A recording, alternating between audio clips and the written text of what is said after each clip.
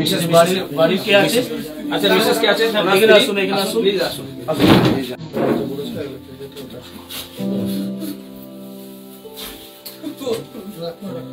রাখুন আপনি। বীরভূম জেলার সভাধিপতি কাজল শেখ দুরারোগ্য আক্রান্ত অসুস্থ ব্যক্তির পাশে দাঁড়ালেন। সকলের তরে সকলে আমরা, প্রত্যেকে আমরা পরের তরে। বিগত কয়েক মাস ধরে ইলামবাজার থানা অন্তর্গত কয়রা কচেরা গ্রামের মোহাম্মদ দাবির হোসেন দুরারোগ্য ব্যাধিতে আক্রান্ত। বেশ কয়েকদিন আগে তার পরিবারের পক্ষ থেকে চিকিৎসা সাহায্যের জন্য আবেদন করেন। আজকে শহীদ সাজু মেমোরিয়াল ওয়েলফেয়ার সোসাইটির পক্ষ থেকে ওনার বাড়িতে এসে চিকিৎসার ব্যবস্থা সহ সম্পূর্ণ ব্যয়ভার গ্রহণ করার অঙ্গীকারবদ্ধ হয়েছেন বীরভূম জেলা সভাধিপতি কাজল শেখ। কাজী আমিরুল ইসলামের রিপোর্ট। আমাদের সভাধিপতি আপিলে এবং আমাকেও অনেক আমাকে ফোন করেছিল, পরেও আমাকেও ফোন করেছিল, আমি বলেছিলাম নাম্বার কার সঙ্গে বলেছিলাম যে এই টাকাটা দিলে আমি হয়তো সুস্থ হবো বা বাঁচবো, না হয়তো অবস্থা খারাপ। আমি তো আমার ইলামবাজার, আমার ওখানে আমার এরিয়া নয়, আমি কি করে যাই? যদি কোনো প্রোগ্রাম থাকে তাহলে আমি যাবো, এমনি তো ইলামবাজার ধরো এমনি টাকা যাবে না, এও আমাকে যেতে পারবে না। ঠিক আছে,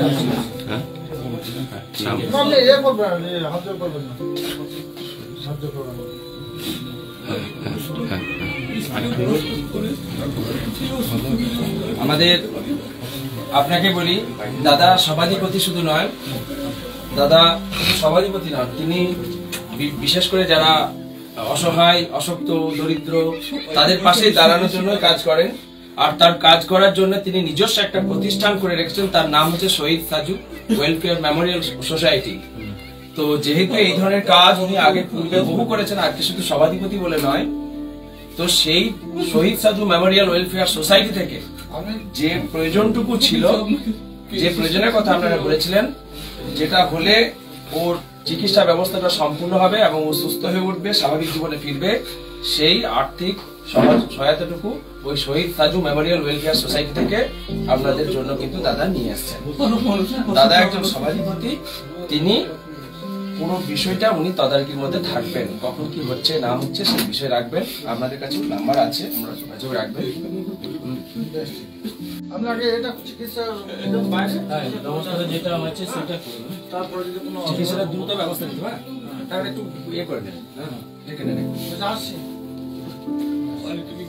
না না না না, ঠিক আছে, সুস্থ হন, তারপর অসুস্থ হবে। বাইরে গেলে বাইকটা দাদা বাইকটা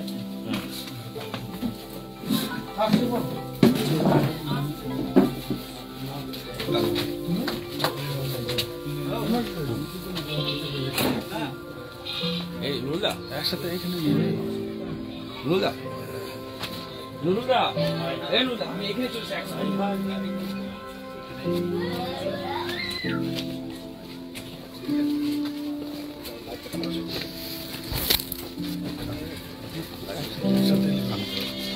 লাইভে আমি কিছু জিজ্ঞেস করি।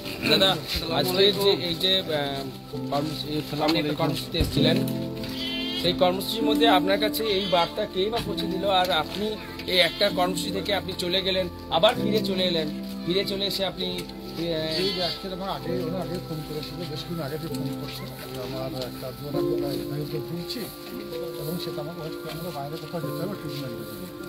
তো আমাকে নামটা বলেছিল নানাসর, সেই হিসাবে রাস্তা যখন পেরিয়ে যাচ্ছি, নানাসর গ্রামটা আমি জানি ওই দিকে, তো ওই গ্রামের মানুষের নানাসর যাওয়ার জন্য বললো, আমি বললাম ওই গ্রামে গিয়ে মানুষের পেয়ে যাবো।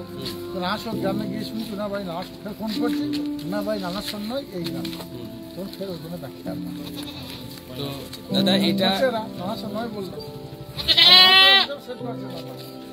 আজকে আপনি ধরুন দীর্ঘদিন আগে এই কর্মের সঙ্গে যুক্ত থাকার জন্য শহীদ সাজু মেমোরিয়াল ওয়েলফেয়ার সোসাইটি আপনি গঠন করেছিলেন এই কাজের জন্য।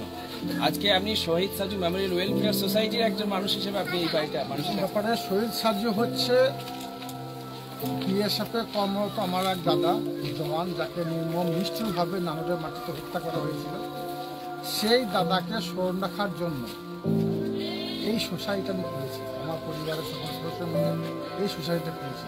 এর উদ্দেশ্য হচ্ছে এই ধরনের মানুষদের সেবা করা, যার মধ্য দিয়ে আমরা আমার দাদাকে ফিরে পাবো, যার মধ্য দিয়ে আমরা আমার দাদাকে দেখতে পাবো, এটা আমাদের লক্ষ্য। একদম ঠিক দাদা, এই মানুষটি কিন্তু বহুদিন ধরে ভুগছিলেন, বিভিন্ন জায়গায় তিনি গেছেন, এমন কোনো প্রশাসনিক দপ্তর নয় যে সেখানে তিনি সহযোগিতার জন্য যাননি। আজকে আপনি তার বাড়িতে এসে এই তার যে চিকিৎসার জন্য যেটুকু প্রয়োজন ছিল অর্থটা, আমি অর্থটাকে আমি উল্লেখ করেই বলি 1,30,000 টাকা তার চাহিদা ছিল। আপনি পুরো বিষয়টাকে আপনি নিজের মতো করে নিয়ে তার কাছে এলেন, এর জন্য আপনার কাছে সত্যিকার আমরা এলাকাবাসী হিসেবে চরম কৃতজ্ঞ এবং ধন্য যে এরকম মানুষ যেন আরো এগিয়ে আসে, মানুষের পাশে থাকে। ধন্যবাদ দাদা, আপনি এইভাবে মানুষের পাশে থাকুন।